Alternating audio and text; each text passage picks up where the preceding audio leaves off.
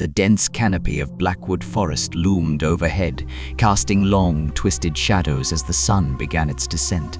A group of friends, Liam, Emily, Jacob, and Sophie, ambled along the narrow trail, their laughter and chatter mingling with the forest sounds. "I've heard some wild stories about this place," Jacob said, his voice tinged with excitement and fear. "Ghost stories?" Emily scoffed, rolling her eyes. Nothing but a bunch of superstitious nonsense. Liam, the group's unofficial leader, glanced back with a smirk. "Well, let's see if those stories hold any weight. We've got a whole weekend to find out." As they set up camp, the forest seemed to grow darker, the ancient trees whispering secrets to one another. Sophie shivered, rubbing her arms. "I don't like this place," she admitted quietly. "There's something wrong here." Jacob draped an arm around her shoulders, trying to lighten the mood. "It's just the woods playing tricks on you. You'll see by morning you'll feel better." Night fell swiftly, the campfire their only source of light and warmth. They shared ghost stories, each trying to outdo the other with tales of horror and dread.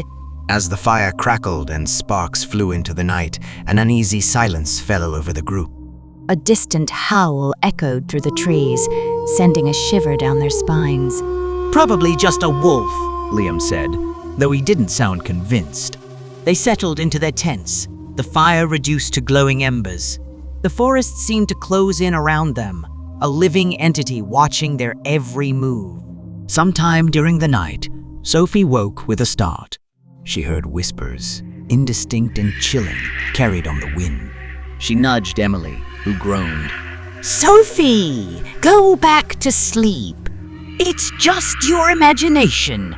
But the whispers grew louder, more insistent. Sophie couldn't shake the feeling of being watched.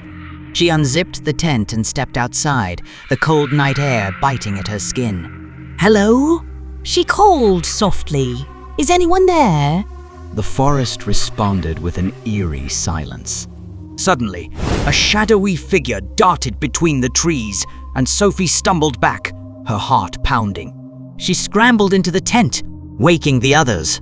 "There's something out there," she whispered urgently. Liam grabbed a flashlight and stepped outside, illuminating the dark forest.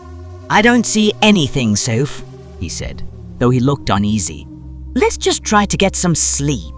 The next morning, they found strange markings carved into the trees surrounding their camp.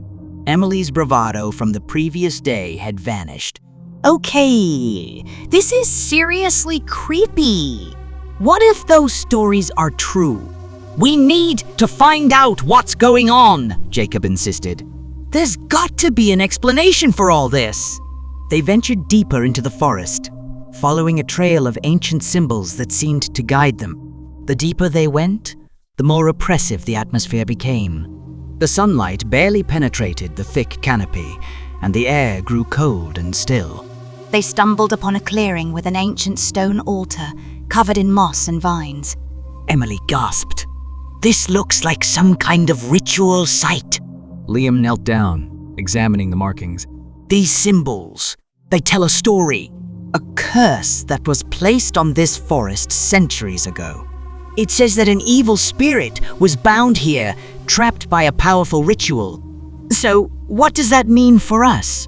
Sophie asked, her voice trembling. "It means," Jacob said grimly, "that we're not alone." "And if these stories are true, we might be in serious trouble." As night fell once more, the forest came alive with an unnatural energy. Shadows moved of their own accord and strange sounds echoed through the trees. The friends huddled together, their fear palpable. A guttural voice whispered from the darkness, chilling them to the bone.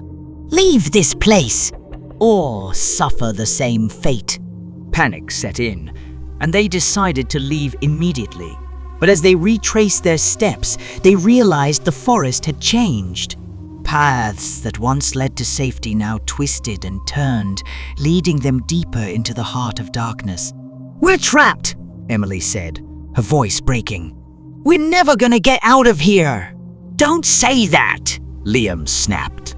"We have to stay calm and think. There has to be a way out. But as they pressed on, the malevolent presence grew stronger. They were stalked by shadowy figures, their eyes glowing with an unholy light.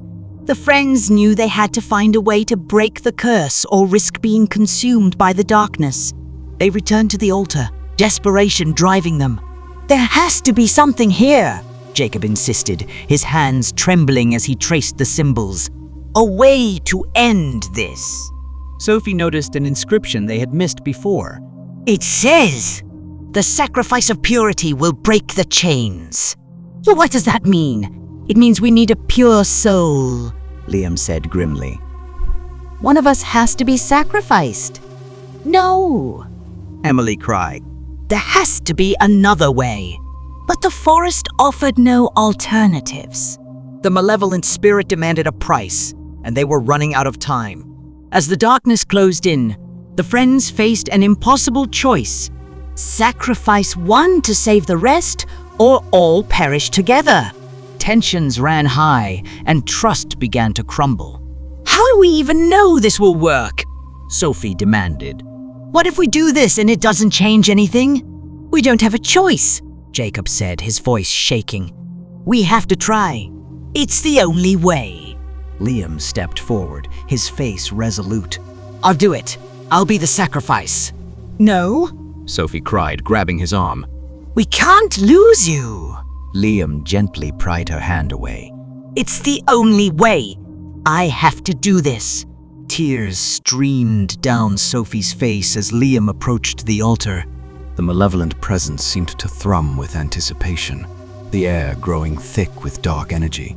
As Liam lay down on the stone slab, the forest erupted with a deafening roar. Shadows writhed and twisted, converging on the altar. With a final, anguished scream, Liam's life was taken and the evil spirit was banished. The forest fell silent, the oppressive darkness lifting. The friends were free, but the cost was ghastly and unbearable. They emerged from Blackwood Forest, forever changed by the horrors they had witnessed. In the years that followed, they would tell their story, warning others of the curse that once plagued Blackwood Forest.